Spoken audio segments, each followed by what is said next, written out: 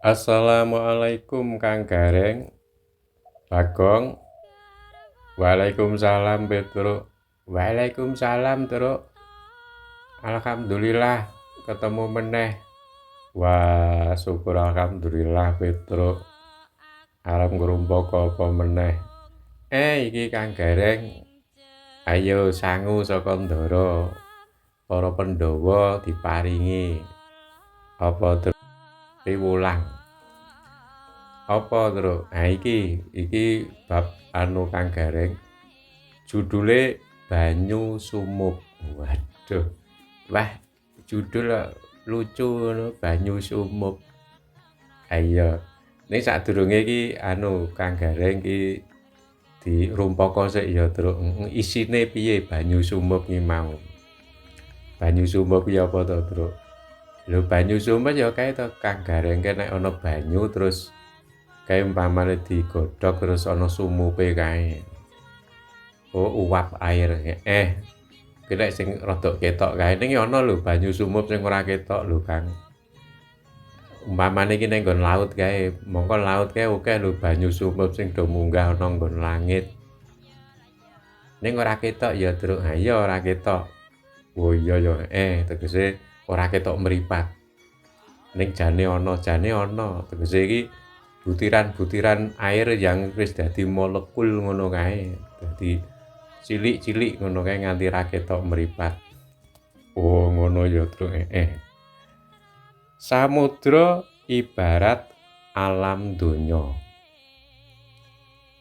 Banyune ibarat jalma manungsa. Langit mega ibarat langit akhirat. Antarane sinebat alam antara. Banyu sumup ibarat sukma manungsa. Munggah aning langit antara. Teka langit mega dadi banyu asale. Sukma manungsa mapan alam antara. Nyata ora aneh lan ngayawara. Teka alam akhirat dadi raga asale. Banyu sumup bisa kanggo tuladha. Manungsa sirna besok bakal dipulihna. Ngono, Truk. Ha iya iki. Waduh iki piye, Truk, coba iki jelasno iki rada isih bingung aku. Kang Gareng iki aku dhewe ya sinau dadi ya sithik-sithik alon-alon. Samudra ibarat alam donya iki pesemone iki nek diibaratke Kang Gareng. Iki ngibaratke samudra ke bumi sak isine. Tegese papane manusia. Ya, Truk, Dinggo contoh menungsa kok. Ngono ya, Truk. Iya. Banyu ibarat jalma manungsa lho. Banyune iki ibarate manungsa awake dhewe kuwi mau. Langit mega ibarat alam akhirat. Antarane sinebat langit alam antara. Kuwi nek dijabarke Kang Gareng iki banyu kae ibarate lak manungsa iki nalika wis dipundhut dening Gusti Sing Maha Kuwasa lak wis ora ketok wujude. Wah iya, Truk. Iya iki ibarate ya padha karo banyu kae. Banyu ki ya benda, mung bedane banyu ki benda cair, manusia benda padat. Ning prinsipe padha, banyu ki nalika kena srengenge, kena panas, kuwi dadi sumup banyu sing ora ketok mripat. Ngono, banyu ning ora ketok mripat. Oh, munggah ning langit. Sadurunge tekan langit mega nggon sing adem, ya to. Lak banyu ki mesti kleyang kabur kanginan sik sumup banyu ki mau ning langit ki mau. Lah kae dijenenge langit antara. Tegese langit antara ya antarane banyu segara karo langit mega. Oh, ngono. Lah langit mega kono kae, lah kae disemonke kae langit akhirat. Nek kanggone menungsa papan akhirat. Nek kanggone banyu sumup langit mega ke kembaline banyu sumup dadi banyu meneh. Maune ora ketok mripat, bareng tekan nggon mega dadi ketok wujude asale meneh ya kuwi banyu. Oh ngono ya, Truk. Proses perjalanan banyu saka segara dadi sumup sing ora ketok kuwi mau, terus tekan nggon langit mendung kae dadi banyu meneh. Kuwi sama persis perjalanane karo perjalanane manusia sebagai benda padat. Ngono ya, Truk. Ora beda karo benda padat liyane ya kan. Oh ngono to. Dadi nalika wis musna wis dadi unsur-unsur terkecil, kuwi lak wis ora ketok mripat. Oh, contone nalika manusia dipundhut dening Gusti Allah kan lak wis ora ketok wujude to, Gong. Oh iya, nek jebule iki unsure isih eneng. Ora kok ilang, tegese ilang ora ana wujude neh iki ora, ning mung wis dadi unsur-unsur. Ora beda karo sumup banyu kuwi mau.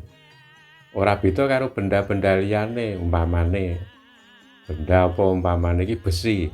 Ternyata besi ya duwe unsur besi.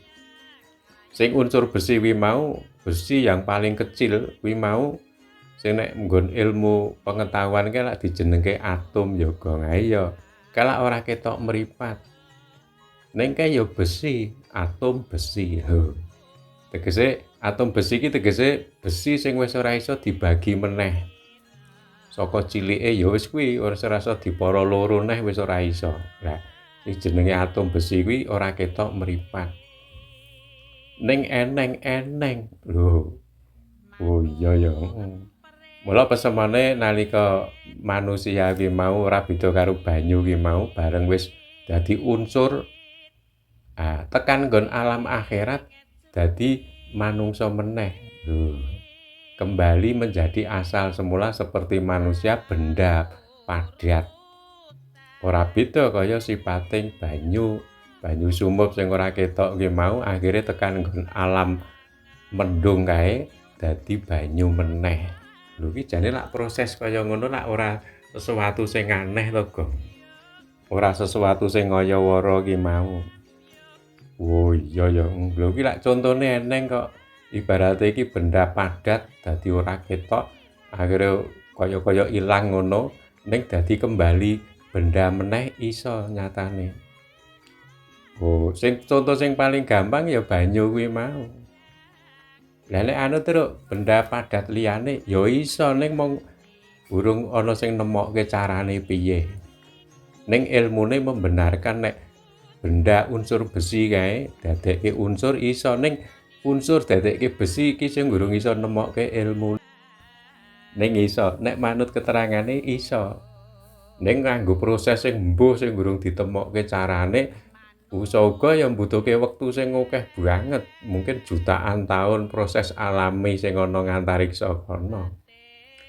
Oh, ngono ya. Ora beda karo proses penciptaane bumi mbiyen ya berupa kabut to, Gong. Nek manut keterangan sing ana iki kabut iki lak padha karo unsur-unsur.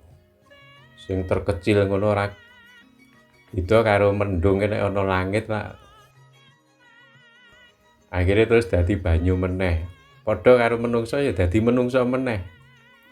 Oh, banyu benda cair dadi benda cair meneh, manusia maune benda ya dadi benda meneh.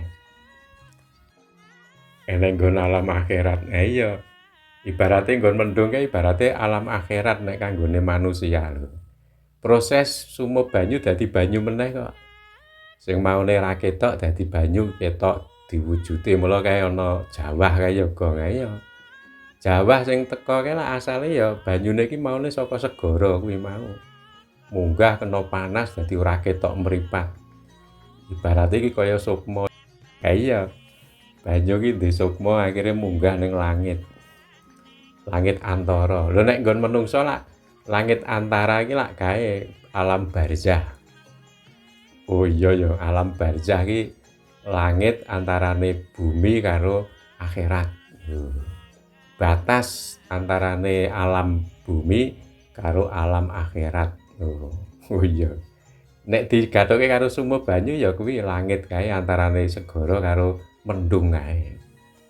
Mula nek nggon kae lak nggon pewayangan lak ana gong nalika Kumbakarna kae ana nggon alam barzah, alam tunggu utawa alam antara antarane langit apa gong alam dunia karo alam akhirat iki lak digambarke kleyang kabur kanginan.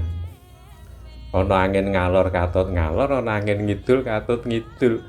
Kuwi lak ora beda karo ya to peristiwane sumup banyu sing munggah ning nggon langit mendung kae lak ya ana angin ngetan katut ngetan, ngalor katut ngidul ya. Akhire saya munggah tekan nggon langit mega mendung dadi banyu meneh asale. Nalika manusia wis tekan nggon alam akhirat dadi manusia meneh asale lho. Proses sama ya terus sama kok. Oh iya ya, wah kuwi pelajarane ning kono kuwi mau. Lah kok sumup banyu ya, Truk. Lah ya ki lek mbuktekke nek dawuh Gusti Allah sing diterangke ning nggon agama kae nek menungsa iki sok mben iki bakal nek wis apa dipundhut ora eneng kuwi to, Gong, sok bakal dipulihke dadi manusia meneh iki kuwi jebule bukan sesuatu sing aneh.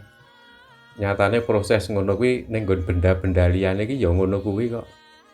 Oh, termasuk banyu kuwi mau contoh sing paling gampang sing wis iso dibuktikan karo awake dhewe menungsa kuwi ndelok langsung.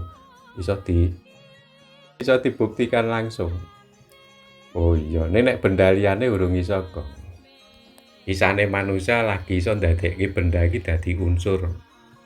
Mula nek nggon awake dhewe sekolah ki lak ana unsur kimia ki lak wis iso benda didadekke unsur iso. Nek unsur dadekke benda, kuwi sing urung iso. Iki mbok menawa mbuh wis eneng apa durung. Ngono ya, Truk. Lah iya. Wah, iya ya. Iki mau Kang Gareng sithik. Iya ya le. Wassalamualaikum warahmatullahi wabarakatuh.